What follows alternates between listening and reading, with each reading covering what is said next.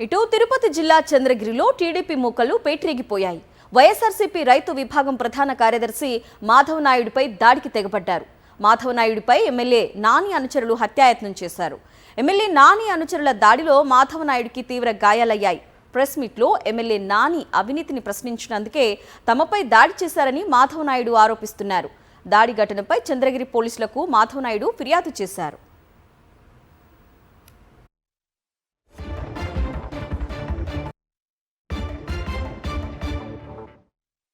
ఇటు తిరుపతి జిల్లా చంద్రగిరిలో టీడీపీ మూకలు పేటరేగిపోయాయి. వైఎస్ఆర్సీపీ రైతు విభాగం ప్రధాన కార్యదర్శి మాధవ్ నాయుడుపై దాడికి తెగబడ్డారు. మాధవ్ నాయుడుపై ఎమ్మెల్యే నాని అనుచరులు హత్యాయత్నం చేశారు.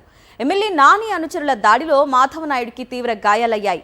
ప్రెస్ మీట్లో ఎమ్మెల్యే నాని అవినీతిని ప్రశ్నించినందుకే తమపై దాడి చేశారని మాధవ్ నాయుడు ఆరోపిస్తున్నారు. దాడి ఘటనపై చంద్రగిరి పోలీసులకు మాధవ్ నాయుడు ఫిర్యాదు చేశారు.